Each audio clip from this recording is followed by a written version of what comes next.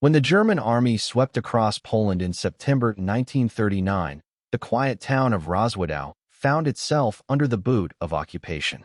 The streets that once echoed with laughter and market chatter now resounded with the rhythmic march of Wehrmacht boots and the clipped barks of German orders.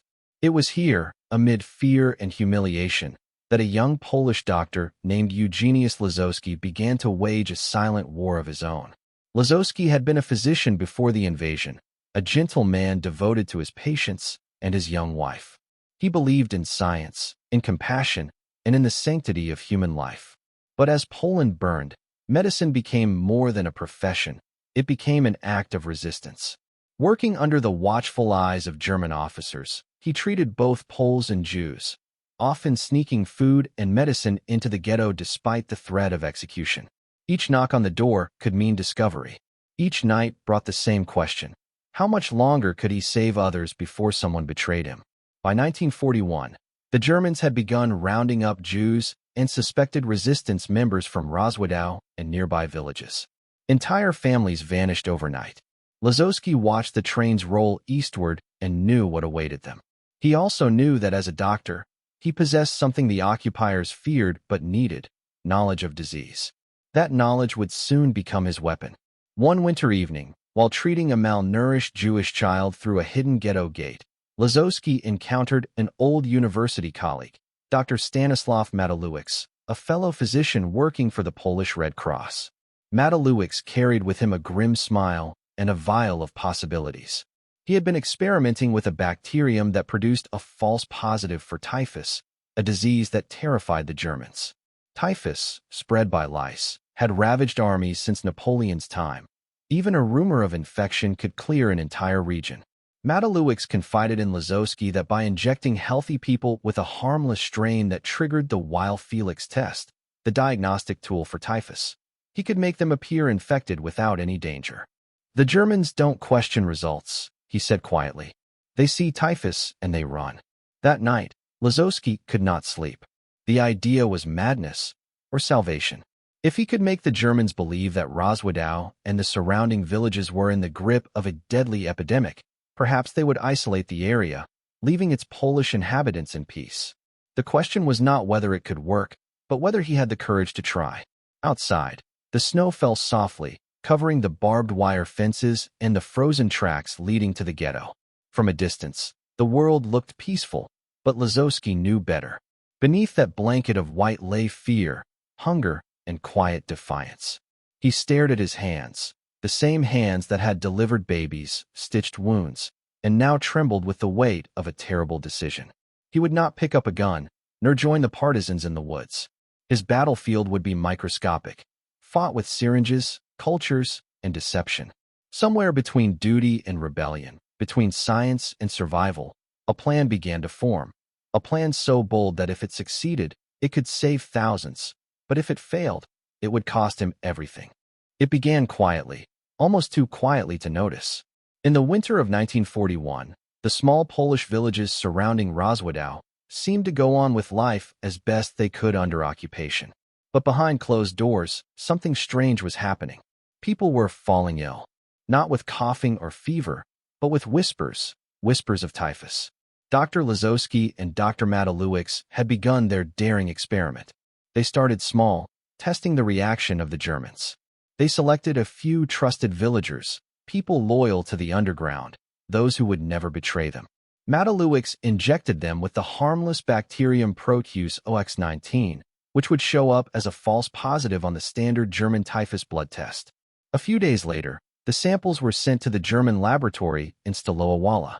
The results came back stamped in red: positive, fleck fever, typhus. The system worked. The two doctors exchanged a silent look of grim satisfaction. It wasn't just science now, it was survival. Word spread quickly among the German garrison. Typhus, the same disease that had decimated soldiers on the Eastern Front, was rumored to be spreading through Roswithow. Panic began to ripple through the occupiers. The Gestapo officers, usually so arrogant and loud, now avoided contact with the locals. Patrols became less frequent. Soldiers wore gloves, masks, and kept their distance from the peasants they once bullied. The illusion was working. But Lazowski knew that one village was not enough.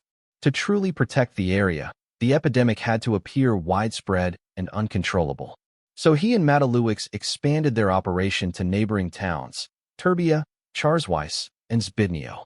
At night, under cover of darkness, they moved between houses, inoculating hundreds of men, women, and children.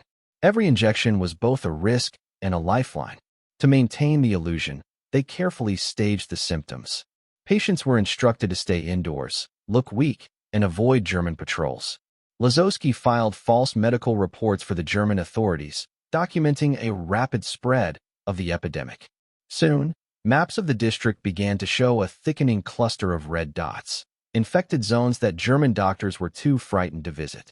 Within weeks, entire regions were declared off-limits. German soldiers set up warning signs at the village borders. Achtung, Fleck fever. Warning, typhus. Anyone caught entering or leaving without authorization risked quarantine or death. Ironically, this meant safety. Under the cover of this phantom plague, Polish resistance couriers began moving freely.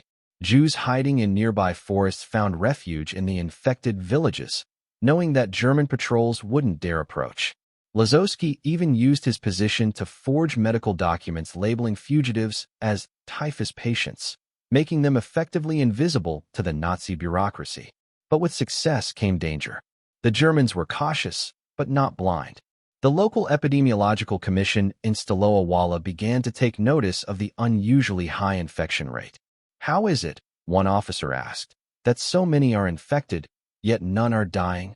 It was a question Lazowski dreaded. He needed to make the illusion more convincing. He began sending blood samples from those who were already weak or ill, ensuring that the Germans associated the disease with visible sickness. Occasionally, he even treated patients with mild fevers to reinforce the illusion. The deception grew deeper, and so did the risk. By the spring of 1942, the epidemic had engulfed more than 12 villages. German records listed hundreds of infected individuals. The doctor's plan had effectively carved out a pocket of safety in Nazi-occupied Poland, a small miracle in a landscape of despair. At night, Lazowski would sit by candlelight, listening to the distant rumble of trains carrying real victims eastward. He knew that what he was doing was a lie, but it was a lie that saved lives. If a false disease can protect the living, he wrote later, then perhaps truth is not always the highest virtue in war. The Germans now believed they were facing an invisible enemy, a microscopic killer that struck without mercy. What they didn't realize was that the true weapon was a doctor's courage and a drop of harmless bacteria. By the summer of 1942, Roswithow and its neighboring villages had acquired a new name whispered among German officers, Das Totenstädtchen, the town of the dead. What had once been an ordinary Polish community now existed in eerie silence, sealed off behind warning signs and fear. The German authorities, convinced that typhus was spreading uncontrollably, ordered complete isolation. Checkpoints were abandoned, patrols withdrawn, and German officials began referring to the area as a temporary quarantine zone. It was exactly what Dr. Eugene Lazowski and Dr. Stanislav Meticulous had hoped for. Within that ring of fear, a pocket of freedom emerged. Farmers could move between villages without being stopped. Partisan couriers crossed fields under the cover of disease, delivering messages and supplies to the underground resistance. Families once marked for deportation were now left alone, invisible to the Nazi machine that consumed everything else in its path. The illusion, however, had to be maintained with precision. Lazowski and Meticulous spent sleepless nights organizing fake medical files, preparing test samples, and maintaining the appearance of an overwhelmed medical system. They even built improvised quarantine wards in abandoned barns, complete with straw beds and handwritten signs reading, "Infected, keep out." German officers, terrified of lice and contagion, never dared to enter. They stood at the threshold, covering their mouths with handkerchiefs, demanding reports rather than evidence. Lazowski would bow respectfully and hand them stacks of fabricated paperwork. The Germans would glance briefly at the official seals, shudder, and leave. For the villagers, it was surreal. Children played outside while soldiers watched from afar, unwilling to cross the infected line. To outsiders, Roswithow looked like a ghost town, silent, cut off, forgotten. But inside, life flourished. Weddings were held quietly. Resistance meetings took place in basements disguised as quarantine shelters. Every day that passed was a day stolen from death. Still, the doctors knew they were walking a razor's edge. One careless mistake, a sample sent to the wrong lab, a single German inspector brave enough to investigate, and the illusion would crumble. And with it, their lives. Their nerves were tested constantly. Once, a German military doctor requested to see an infected patient up close. Lazowski improvised on the spot. He led the officer to a frail old man suffering from tuberculosis, whose sunken eyes and labored breathing sold the deception perfectly. The officer recoiled instantly, muttered a curse, and fled the house. Another time, a Gestapo agent demanded to see the graves of typhus victims. Lazowski pointed to freshly dug mounds near the churchyard, explaining that they were burials under emergency sanitary orders. In reality, they were empty. The Gestapo didn't dare approach. They took one look at the supposed burial ground and retreated, terrified of catching the disease. By late 1942, the epidemic had grown to such proportions that even German newspapers reported outbreaks in southeastern Poland. In response, the occupiers diverted medical supplies and food rations to other, healthier areas. That left Roswithout under less scrutiny and gave the local underground more room to maneuver. Under the shadow of this phantom plague, hundreds of Jews escaped detection. Some hid in barns, others in the forests, protected by villagers who now had an excuse to turn away outsiders. "We cannot take in strangers," they would tell German patrols. "There is typhus here." The Germans believed them and moved on. Every night, Lazowski would return home exhausted, his white coat covered in mud, his mind heavy with what he had seen. He would sit in silence, staring at the flickering flame of a candle, knowing that the peace they had bought was fragile, dependent on fear and deceit. Yet he also knew something else. In a world where death ruled by law, a fake disease had become a real shield of life. By the winter of 1942, the epidemic had outgrown its creators. What began as a clever deception in a few small villages now spread across an entire region. German authorities, terrified by the reports, listed more than a dozen villages as quarantine zones. Entire districts were considered unsafe for occupation forces. What should have been a local illusion had turned into a strategic shield, protecting thousands of Poles and Jews from deportation. Yet, with success came attention. The scale of infection drew notice from higher German offices in Krakow. Bureaucrats began sending inquiries down the chain of command. Reports with phrases like epidemic center, potential typhus reservoir, and further investigation required began circulating. The more the fake disease spread, the greater the risk that someone would come to see it for themselves. Dr. Lazowski felt the tension growing. He could no longer sleep. In his diary, he later recalled, "Every new sample sent to the Germans was like a bullet in the chamber. One mistake, and the trigger would be pulled." Still, he knew the illusion had to continue. He began faking mortality records, carefully spacing out deaths on paper to make the outbreak look realistic. To avoid suspicion, he even arranged small funerals for supposed victims, empty coffins buried under the gaze of distant German observers. The villagers played their part, mourning over nothing, their tears both real and rehearsed. To keep the Germans away, Lazowski leaned into their worst fears. He reported that lice infestations had reached critical levels. For Nazi medical officers, lice were synonymous with death. Their propaganda often described Jews and Poles as carriers of disease. The moment they heard of lice outbreaks, they treated the region as biologically toxic. In the local command post, German soldiers began refusing assignments in the Roswithout area. Some faked illnesses to avoid being transferred there. Even SS patrols hesitated to enter. It was as if the region had fallen under a supernatural curse, a black hole in the map of occupied Poland. But not everyone was convinced. In early 1943, a German epidemiological commission from Krakow announced plans to inspect the region. They would collect blood samples themselves, they said, and confirm whether the outbreak was real. The message sent waves of panic through Roswithout. Lazowski and Meticulous met that night in the doctor's small, candlelit office. The snow outside muted every sound. "If they come," said Meticulous, "and test the wrong people, "We're finished." Lazowski nodded. "Then we must make sure they test the right ones." They devised a desperate plan. When the inspectors arrived, they would only test villagers who had already been injected with Proteus OX-19. Lazowski arranged for these individuals to be gathered in one house on the outskirts of the village, a place dark, cold, and filled with the smell of sickness. The day of the inspection came with icy wind and gray skies. A black German staff car pulled into Roswithout, carrying 2 officers in medical uniforms. Their boots crunched on the frozen ground as they stepped out, eyes darting around nervously. They didn't shake hands. They didn't remove their gloves. Lazowski greeted them politely, his breath visible in the cold air. "Gentlemen, you must be careful," he warned. "The epidemic is worse than we thought." The officers hesitated, fear already doing half his work for him. Inside the infected house, villagers lay under blankets, feigning fever and weakness. Lazowski led the inspectors from bed to bed, never letting them touch the patients directly. The officers drew blood samples quickly, then retreated, their hands trembling. "We will send these to Krakow," one of them muttered.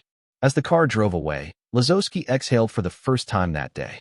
The samples were exactly what the Germans expected, positive for typhus. The ruse held. That night, the doctor sat by the fire, listening to the distant howl of the wind. The village was safe, for now. But he knew the truth.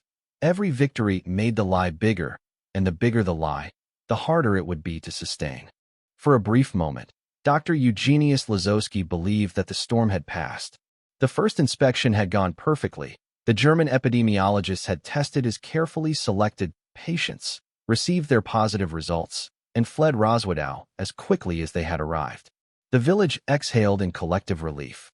But war never allowed peace to last for long. By the spring of 1943, whispers began circulating among the German medical authorities. "Too many positives," one bureaucrat noted in a report.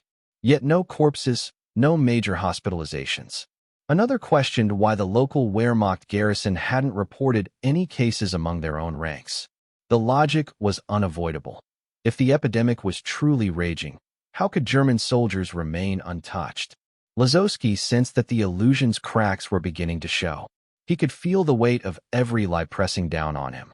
His forged documents were now being copied and archived by multiple German offices. Any inconsistency, a mismatched name, a repeated diagnosis, could unravel the entire operation. Then, one morning, a black car appeared again at the edge of the village. Only this time, it wasn't just doctors. Among the men who stepped out were 2 officers from the Gestapo. The atmosphere in Roswithout froze. Word spread instantly. Shops closed. Mothers pulled children indoors. Everyone knew that when the Gestapo came, someone usually disappeared. Lazowski, his heart pounding, wiped his hands on his coat and walked out to meet them. The lead officer, tall and severe, spoke in clipped German. "We are here to confirm the authenticity of your epidemic reports." His tone made it clear. This wasn't a routine inspection. He demanded to see patient records, lists of the dead, and access to the quarantine houses. Lazowski's mind raced. He couldn't refuse. That would be suspicious. But if they saw too much, they'd notice the truth, that there were no real victims, no overflowing wards, no stench of disease. Thinking quickly, he suggested that the officers limit their visit for safety reasons. He explained that the worst cases were housed in a nearby hamlet, Zbydnio, a place so heavily infected that even his nurses avoided it. The Gestapo men exchanged uneasy glances. One of them muttered that they would proceed, only with extreme caution. When they arrived at the supposed quarantine house, the scene was a masterpiece of improvisation. The windows were covered. Straw beds lined the walls. The air smelled faintly of disinfectant and decay, a deliberate mixture prepared by one of the villagers. Inside, a handful of men and women lay under blankets, faces pale, eyes closed, pretending to be at death's door. Lazowski guided the Germans through the room, speaking softly, as though afraid to wake the dying. The Gestapo officer covered his mouth with a handkerchief. "Do not come closer," Lazowski warned. "Several already died this week." That single sentence froze them in place. The inspection lasted less than 10 minutes. The Germans ordered their accompanying doctor to take a few blood samples and retreated immediately. As they left, One officer said coldly. You should consider burning this place when the epidemic is over. 2 weeks later, the results arrived from the Krakow laboratory. All samples tested positive for typhus. The deception survived once again. But this time, the victory felt different. Lazowski wasn't relieved. He was haunted. He knew that the Gestapo's interest would not fade so easily. The officers might not have found anything, but they had seen his face, his home, his clinic. If they returned, and they would, the stakes would be higher. That night, he sat in silence beside his wife. The candle flickered between them, its flame reflecting in his tired eyes. How long can we keep lying? She asked softly. He didn't answer. The truth was, he no longer knew. Every day they survived was borrowed time. And yet, as he listened to the quiet sounds of the village outside, the faint laughter of children, the distant bark of a dog, he understood what was at stake. His lie had become the only wall between life and annihilation. And as long as it held, he would keep lying. By the middle of 1943, Roswithout no longer looked like a village at war. It looked like a village in mourning. The windows remained shuttered, the streets empty, and the German checkpoints eerily deserted. Signs warning of typhus, death zone, hung crookedly on every post, fluttering in the wind. But behind that facade of fear, a quiet revolution was unfolding, one built on trust, secrecy, and a doctor's courage. With the Germans avoiding the region, Dr. Eugene Lazowski realized that his illusion had created something extraordinary, a sanctuary. Within this bubble of supposed infection, a network of resistance and survival began to take root. The first to benefit were the Jewish families who had escaped deportation. Hidden in barns, attics, and cellars, they now lived under the protection of the phantom plague. Whenever German patrols demanded to search a house, the villagers had a simple answer. There is typhus here. The soldiers would back away instantly, sometimes leaving food or supplies just to avoid entering. Lazowski used his position as a physician to issue fake medical certificates labeling these hidden individuals as infected. The paperwork was stamped, signed, and perfectly authentic in appearance. In Nazi-occupied Poland, bureaucracy was both weapon and shield, and Lazowski wielded it masterfully. His small clinic became a hub of quiet defiance. Couriers from the Armia Krajowa, the Polish Home Army, came disguised as patients. Resistance messages were smuggled inside medical charts. A simple phrase like, patient improving, could mean that a partisan group had reached safety. Meticulous, ever the scientist, kept perfecting the biological illusion. He tested small batches of Proteus OX19 cultures, adjusting doses so that the blood samples always yielded strong but believable positive results. Too weak, and they'll think the disease is dying out, he explained. Too strong, and they'll send an entire German medical division.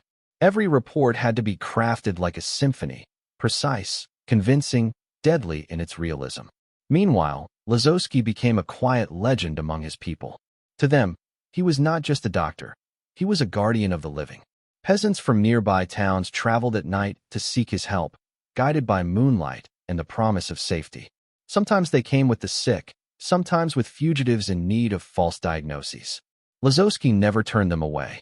Every life saved, he said, is one victory stolen from death. But even as the network grew, the danger intensified. A single betrayal could expose them all. German informants lurked everywhere, some desperate for money, others driven by fear. To protect the secret, only a handful of people knew the full truth. The villagers believed the epidemic was real. Only Lazowski and Meticulous understood the illusion behind it. At night, the doctors met in silence, reviewing lists of patients and adjusting the spread of the false infection. The Germans will look for patterns, Meticulous warned. We must make it random, chaotic, like a real disease. They mapped the villages, marking fake cases with red pins, creating the illusion of organic spread. Through this deception, the region became a living paradox. The safest place in Nazi-occupied Poland was the one the Germans feared most. One night, a courier arrived with a message from the resistance command. The Germans were planning a new wave of deportations in nearby towns. They'll leave Roswithout for last, the note read. They fear the plague too much. The irony struck Lazowski like a cruel joke. His lie, a fabricated epidemic, was now saving entire communities from annihilation. Still, he couldn't shake the fear that every success brought him closer to discovery. The Gestapo had eyes everywhere, and if they ever realized that the doctor's epidemic was a fraud, no warning sign would protect him. As the summer dusk settled over the quiet village, Lazowski stepped outside his clinic. The air was heavy with the scent of pine and soil, untouched by bombs or boots. In the distance, he could hear the faint hum of a German convoy passing far away, giving Roswithout a wide berth. He allowed himself a rare smile. The world believed his town was dying, but in truth, it was the most alive place in all of occupied Poland. By late 1943, Dr. Eugene Lazowski's invisible empire of illusion was at its height and at its most fragile. The fake epidemic had protected more than a dozen Polish villages for almost 2 years. Hundreds of Jews and resistance members had survived because of it. Yet in war, even miracles have an expiration date. The first cracks appeared quietly, through whispers and rumors that traveled faster than any German patrol. Word of Roswitau's typhus zone spread across the region, not as a warning, but as a legend. People spoke of a doctor who could make sickness appear or disappear at will. Some called him a saint. Others called him a sorcerer. In normal times, such stories would have faded. But under Nazi occupation, every rumor was dangerous. Somewhere in the corridors of the Krakow Health Administration, a German official began asking questions. Why had the infection not spread beyond Roswitau? Why were no German deaths reported? And most suspiciously, how could a rural Polish doctor manage such a massive outbreak with no external assistance? Then came the reports from the Stalowa Wola garrison. A few German officers, reassigned from nearby villages, noted something unusual. Despite operating close to the supposed epidemic zone, not one of their soldiers had fallen ill. One officer reportedly joked, "Perhaps this Polish disease is polite. It kills only the undermentioned." The sarcasm spread faster than the rumor of the disease itself. For Lazowski, these whispers were like cracks forming in the ice beneath his feet. One wrong move, and everything would shatter. He became paranoid, double-checking every medical form, every blood sample, every seal. The false typhus had to look perfect, random yet believable, deadly but containable. Then, in December 1943, a new danger arrived: informants. Occupied Poland was full of them: opportunists, frightened collaborators, or those simply desperate to survive. One of them, a local drunkard who had once been refused treatment by Lazowski, began telling the Germans that the epidemic is fake, the doctor is lying. At first, the claim seemed absurd even to the Germans. But soon, more whispers followed. A field medic, passing through the area, noted that Roswitau's sick looked surprisingly healthy. Another report stated that Polish villagers continued to trade goods despite quarantine orders. In January 1944, the Gestapo sent a letter to the district sanitary office in Stalowa Wola demanding a final and comprehensive inspection. The tone was different this time, colder, more precise. It no longer spoke of verifying the epidemic. It spoke of verifying the doctor. Lazowski received word of the planned inspection through a sympathetic Polish nurse working in the German office. When she delivered the news, his hands trembled for the first time in months. "They are not coming for the disease," she said quietly. "They are coming for you." That night, Lazowski and meticulous sat together in silence. The candlelight flickered across the maps of villages covered with red dots, each dot representing a lie that had saved a life. "We cannot run," said Lazowski. "If we flee, they'll know everything." Meticulous agreed. "Then we make the lie stronger than ever." They planned every detail. The next inspection would be met with perfect choreography, the same fake patients, the same staged symptoms, but now with even more fear. The key, they realized, was not to convince the Germans with evidence, but with emotion. Fear, disgust, superstition, these were more powerful than any medical report. In the following days, the doctors warned the villagers to play their parts well. "You must look sick," Lazowski told them. "Sick enough to terrify." Women smeared ashes on their faces to appear pale. Men lay wrapped in blankets, coughing weakly when German trucks passed by. Children were kept indoors to make the streets look deserted. Roswitau was once again transformed into a ghost town, the town of the dead, resurrected for one final act. As the sound of engines echoed in the distance, Lazowski watched from his window, his breath shallow. The Germans were coming again, but this time, they were not afraid of disease. They were hunting the man who had invented it. Dr. Lazowski knew that the stakes had never been higher. After months of orchestrating a meticulously crafted illusion, a fake epidemic that had convinced occupying forces that thousands were at risk, he was facing what could be the ultimate test, the final inspection by the German health authorities. These officers, trained to detect inconsistencies and suspicious behavior, were thorough, methodical, and relentless. A single mistake could unravel everything, exposing Lazowski's deception and putting countless lives in immediate danger. The day of the inspection dawned with a tense, almost surreal quiet. Streets that had been bustling with whispered fears and hidden anxieties were eerily calm. Lazowski moved with precise determination, checking every detail of the preparations. The patients were briefed once more, instructed on how to display symptoms convincingly. Blank medical charts were carefully arranged, and vials of harmless liquids were labeled with alarming names that suggested deadly infections. Everything had to appear authentic. Everything had to sell the story that he had carefully constructed. As the German officers arrived, Lazowski's heart pounded in his chest, but his demeanor remained calm, professional, almost disarmingly confident.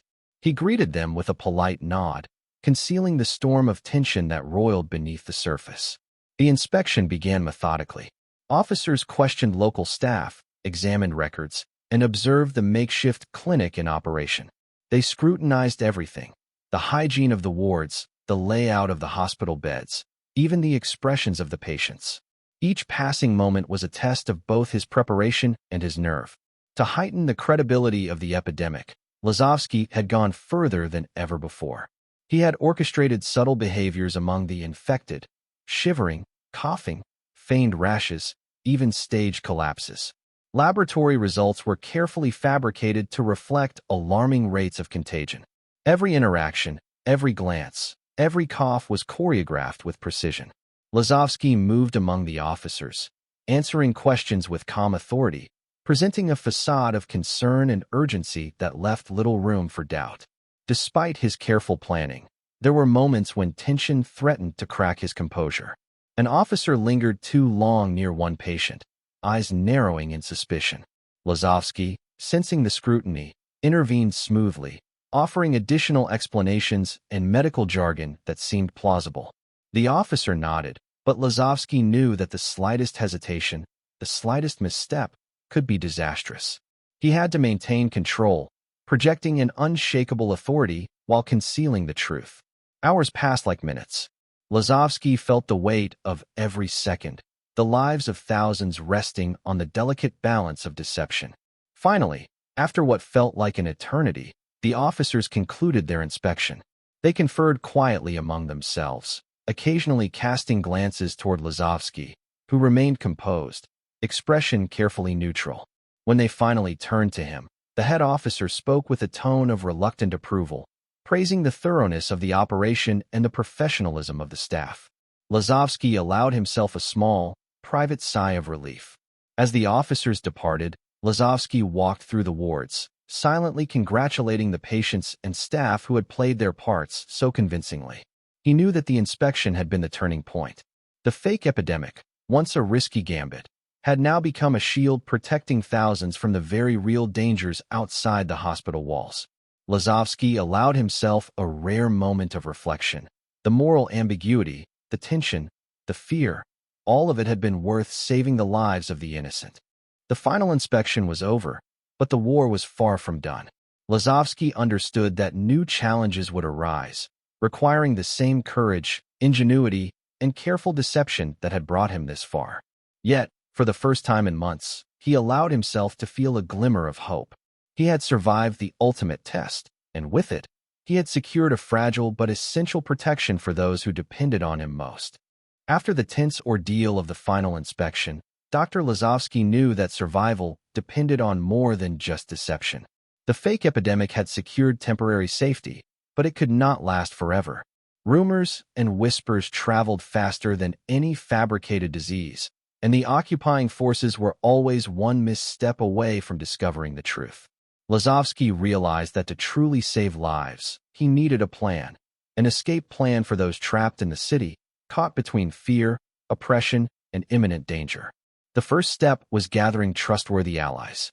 Lazowski worked quietly, reaching out to local residents who had proved their loyalty and courage. Farmers, shopkeepers, nurses, even a few sympathetic officers. Each could play a role in the complex web he was weaving. Information had to flow silently, without attracting attention. Routes were mapped, safe houses identified, and schedules devised to avoid predictable patterns that could alert the authorities. Every detail mattered, and every decision carried immense weight. Lazowski had to think like both a doctor and a strategist. He used his position within the hospital to cover his activities, scheduling medical deliveries that concealed the movement of people and supplies. He trained his colleagues in subtle forms of signaling, gestures, and coded language, ensuring that messages could pass without a single word being written down. He created contingency plans for every conceivable scenario, patrols changing routes, sudden inspections, or even betrayal from within. Every escape had to feel natural, routine, and above suspicion. As the plan began to unfold, obstacles arose quickly. German patrols increased their vigilance, scanning the streets more thoroughly, questioning civilians more aggressively. Lazowski had to adapt, rerouting escapees through narrow alleys, abandoned warehouses, and hidden basements. The tension was relentless. One wrong turn, one careless word, could mean discovery. He felt the constant pressure of responsibility, not just for himself, but for the hundreds of lives depending on his ingenuity and calm under pressure. Despite the danger, moments of quiet ingenuity shone through. Lazowski organized diversions, such as staged minor outbreaks in distant districts, to draw attention away from key escape routes.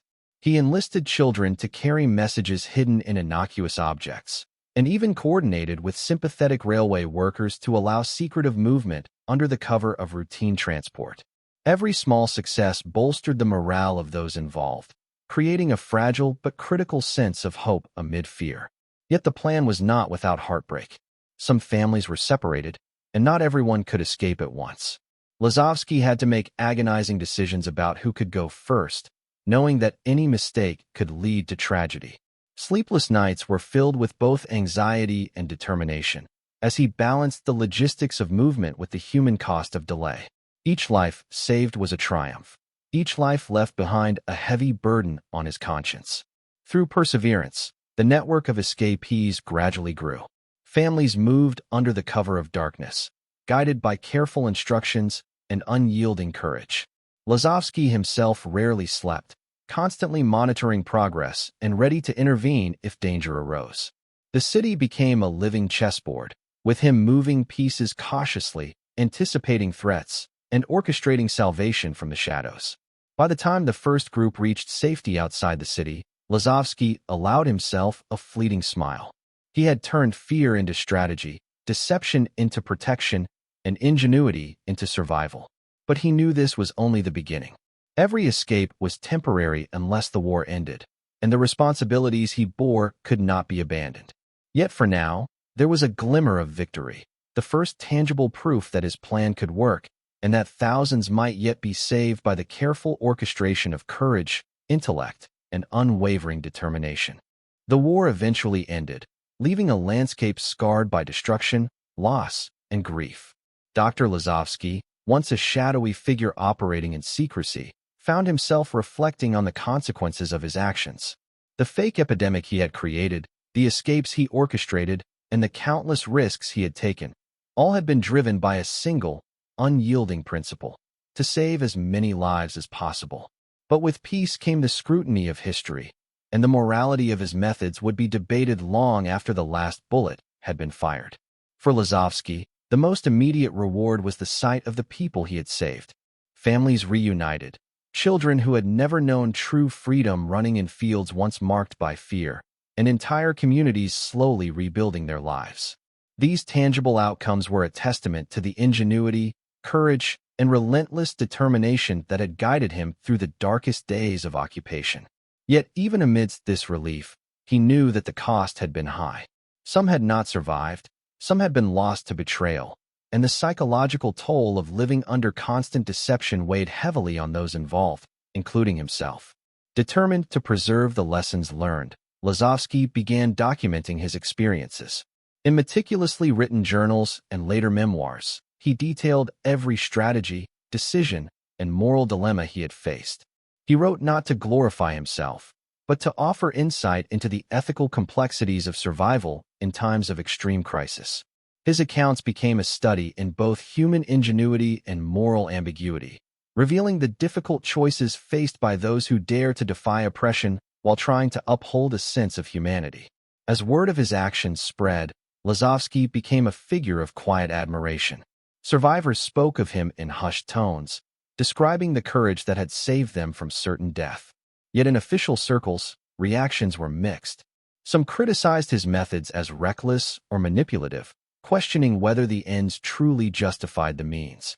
Lazowski accepted these criticisms with equanimity, knowing that the true measure of his legacy lay not in accolades, but in the lives that had been preserved against overwhelming odds. Over time, Lazowski witnessed the ripple effects of his deeds. Children he had helped save grew into adults who carried forward his lessons of courage, empathy, and resourcefulness. Communities once on the brink of annihilation thrived, their stories intertwined with his own in ways that no history book could fully capture. He realized that his legacy was not simply the lives he had saved, but the enduring spirit of hope and resilience he had nurtured in others. Even in solitude, Lazowski reflected on the paradoxes of his life. The fake disease he had invented, a lie that had disguised itself as truth, had become a shield, a tool, and ultimately, a symbol of moral complexity. He understood that true heroism often exists in the shadows, where decisions are rarely clear-cut and courage is measured by one's willingness to act despite uncertainty. The world would remember wars in terms of battles and treaties, but Lazowski knew that the quieter acts of ingenuity, compassion, and risk often determined who truly survived. In the end, Dr. Lazowski's legacy was not one of fame or recognition. It was the quiet knowledge that lives had been spared, families preserved, and humanity, however fragile, protected. His story became a testament to the power of intellect, courage, and moral conviction under unimaginable pressure, a reminder that even in the darkest times, one individual's actions could create ripples of hope that would endure for generations.